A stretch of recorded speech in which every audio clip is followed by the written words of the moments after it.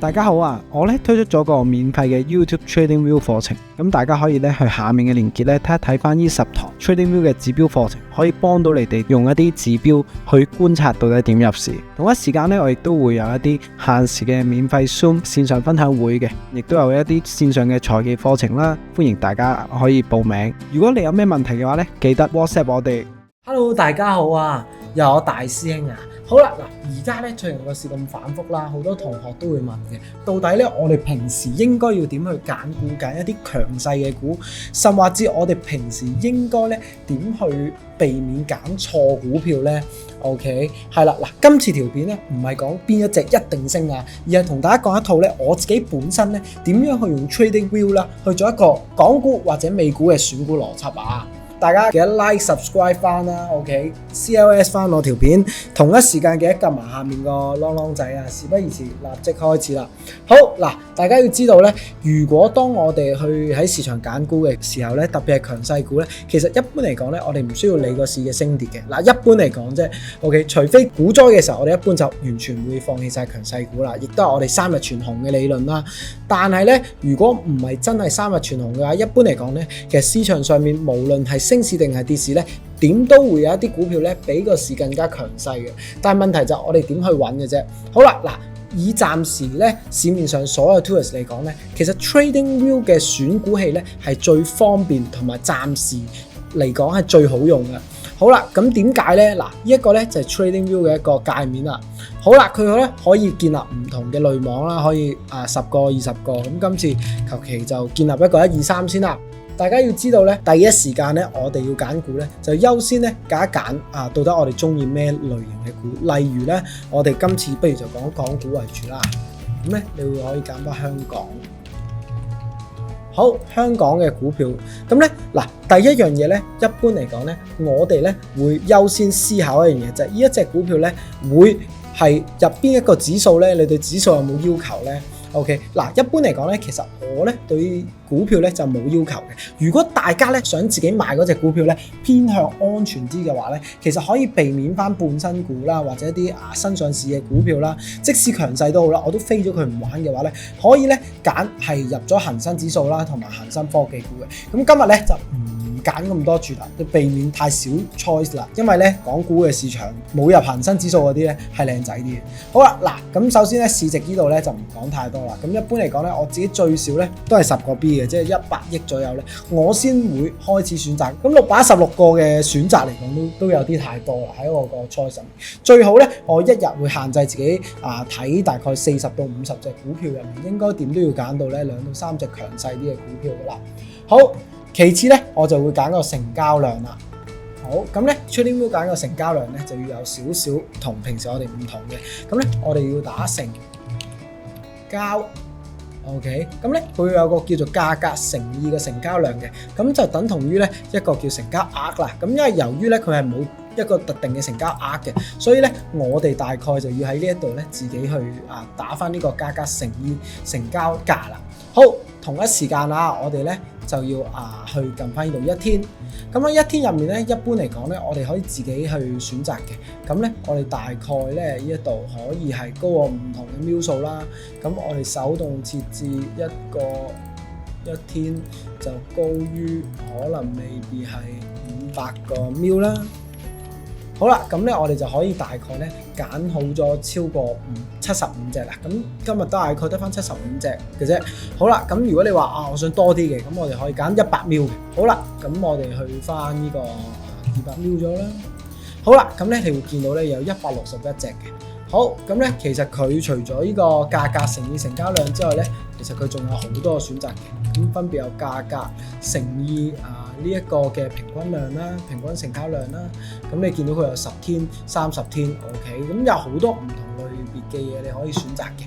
係啦，你見到呢個就係 TradingView 嘅特色啦。哪怕佢 IPO 發行價啦，哪怕係最近有收益嘅股票其實都可以加落去嘅。好啦，諗我哋點樣定義一隻股票佢係屬於強勢或者弱勢喺我嘅世界入面首先就係佢一定要喺一個天線之上啦。咁你大家試諗下 ，OK， 我哋攞個恒生指數出嚟睇一睇先啦。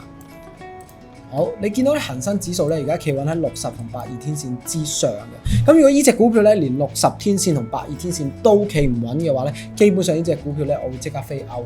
但係咧，其實有啲情況下，大概同大家講，我自己咧又會好留意一啲股票咧，佢可能未必係咁啱掂到60天線咧，我都會納入嘅。佢喺我個 choice 上面，所以一般嚟講咧，我自己咧就一定會有一個要求咧，就係呢一隻股票咧 ，OK 最少啊，未必都要喺82天線之上。咁咧，所以咧個價格咧 EMA 一定要低於個價格，所以我就以睇升為主啦。好啦，咁咧我呢度較高少少嗰個成交額先啊。好啦，嗱咁事不宜遲，你已經見到咧 ，OK， 我哋已經揀好咗，到底而家有咩股票可以按我哋嘅 list 啦。咁咧事不宜遲睇一睇啊，同大家。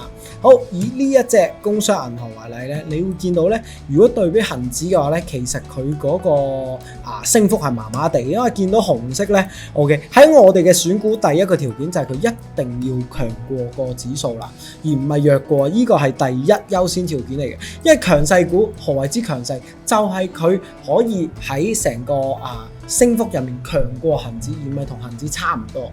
OK， 咁好啦，你見到咧，例如9988啦，咁點解會你見到強過恒指？因為佢之前係升得好過恒指嘅。你見到依段時間之後，佢都係有一個波幅升嘅，但係你見到咧，佢都係偏向下為主嘅。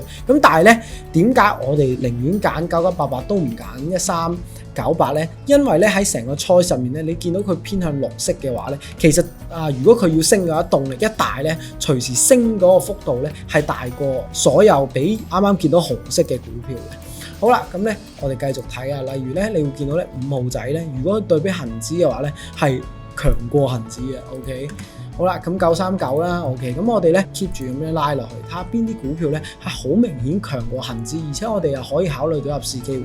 好啦，以中國人壽為例啦，我哋之前好中意保險股嘅，亦都上過30後財務自由嘅節目啦。咁成日都講噶啦，保險股係今年唔知點解強到阿媽都唔認得嘅，即係你話佢業績好我又唔知，我冇睇業績嘅。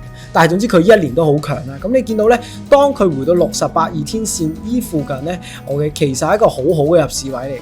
OK， 咁當然啦，我哋而家咧睇翻，如果呢一度我哋考慮入市嘅話咧，調翻轉，咁我哋咧買入價就喺呢度，止蝕咧就喺個 box 底附近啦。咁當然啦，呢一隻由於佢距離嗰個60天線咧有啲遠啊，咁我哋會考慮一下先，未必係我哋優先嘅 choice 啦。咁好啦，嗱，見到好多股票都升咗上去啦。好啦，咁我哋揀咗呢一隻股票啦 ，OK， 咁中國神華為例啦，咁之前亦都提過中國神華 ，OK， 雖然佢比較弱，但係亦都唔錯。